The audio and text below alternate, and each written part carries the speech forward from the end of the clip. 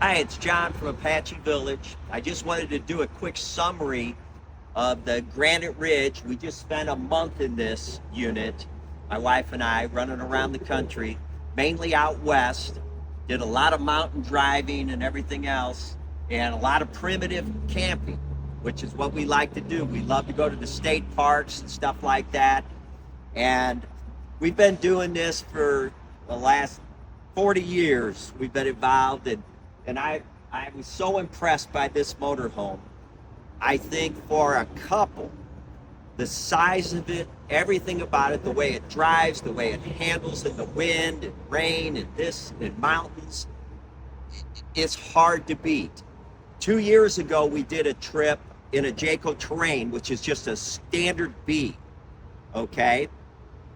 This Granite Ridge is like a B plus, so it's a little wider than the terrain, little bit taller than the terrain, but what it gives you, it still drove and handled every bit as well. Maybe better, because this Mercedes chassis is the 3500. It's the heavier chassis, all-wheel drive, and it has a dually in the back. So I actually felt like this was even more stable in wind and in, it's stuff like that than the terrain. It was my take on it. It really held the road very good, very comfortable to drive.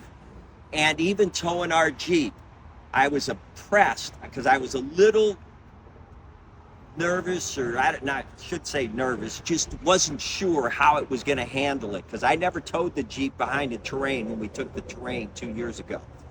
But we wanted to take our Jeep with us, so we just did it, and I couldn't believe how well it performed, even in the mountains with the Jeep behind it, okay? So again, very impressed. The driving and handling is second to none in a motorhome. So if you want something that you can travel comfortably, drive at 70 miles an hour. I'm not putting, I drove this thing 70 miles an hour. I put almost 6,000 miles on it in the last month, okay? And it was very comfortable. As a matter of fact, the last stage, we were fly fishing in Yellowstone, and Barb was like, I'm ready to go home. And I'm like, okay, so we'll go. So it was like 5 o'clock in the evening. We loaded up, hooked the Jeep up, and took off out of West Yellowstone at 5 o'clock on Thursday evening. I drove through Yellowstone, the Grand Tetons, got it on the east side of all that, went to sleep in a pull-off primitive site, and got up the next morning. I drove from 6 in the morning till 1:30 that night. That's over 19 and a half hours behind the wheel. There's no way I could do that in a bus-type motorhome. I've tried. I haven't tried. I'd just be wore out. This thing drives so comfortably. That's what I did. And I don't recommend driving 19 hours. I just did it, okay? But and then I got up. We were on the east side of Kansas City when we pulled over that night, and then got up Saturday morning and finished it up. Got here, so from West Yellowstone. So that's how comfortable this thing is to drive. So it's very impressive. A few other things that we really love. We never even brought the indoor stove with us, because we already know we like the primitive camp. We cook outside. We use this all the time. We never used the refrigerator down here. We had plenty of refrigerator and freezer inside. We didn't even need this one. But for those of you, you've got it if you need it. We just never used it, okay? This, I can't stress enough how nice this is. We're very active when we go. We like to bike, we like to golf, we like to fly fish, we like to hike. All of our gear was back here. It's not cluttering up the inside of the motorhome. That's what I loved about this. You notice you've got tie downs where we could tie stuff down, hang stuff. All of our bag chairs, everything's back here, which I love that, okay? Over on this side, basically you've got a little bit of storage. There's your generator. This thing, we primitived probably half the time we were in this, we were in sites with no hookups. All right. So the fresh water was more than adequate. The solar power system was awesome. Now, we didn't have to run the air. We ran the air one night on solar. Other than that, we didn't run the air because we were up in the mountains. We were in British Columbia. We were in Alberta, you know, like from Whistler to Banff, all through the Canadian Rockies, and then down through Glacier and Yellowstone. So at night, it's cool. So we didn't really have to use it. We used the generator on the way home. We ran the generator the one night. But other than that, the solar power system works awesome. We were totally comfortable. You come inside, again, for two people, how much better does it get? You know, our problem with the terrain, we weren't happy with that. Not that it's bad, but this sleeping is so much better. You know, and that's what's important to us. At the end of the day, we want good beds.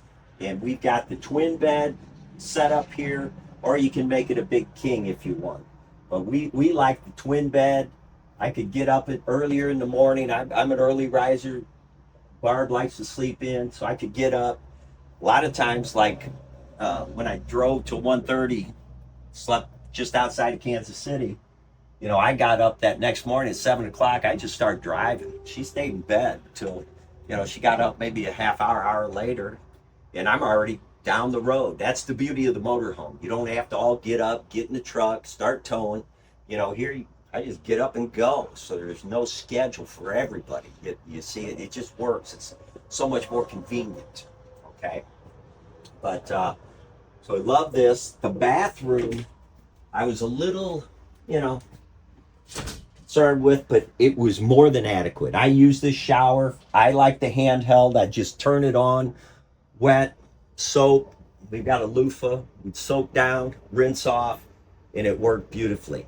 And this has its own sink in here as well, which really works out nice. So it's a compact bathroom, but we found even with spending a month in the unit, it was adequate. It was fine.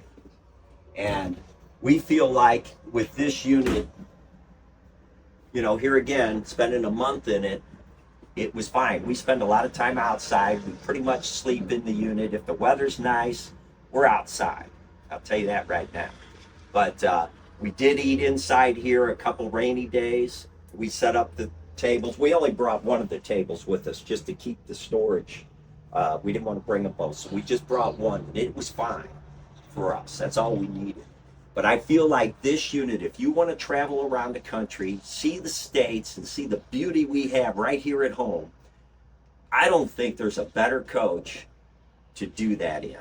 And we feel like we can even take our grandchild, we're one at a time. That's what we like to do. We, you know, so like our little grandson Nash, I could see him.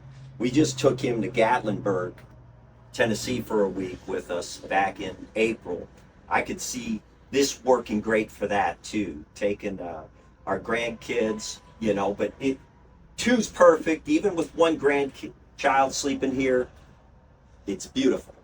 So I can't express enough the beauty of this coach, the driving, the handling, the ease. You can park it anywhere easy.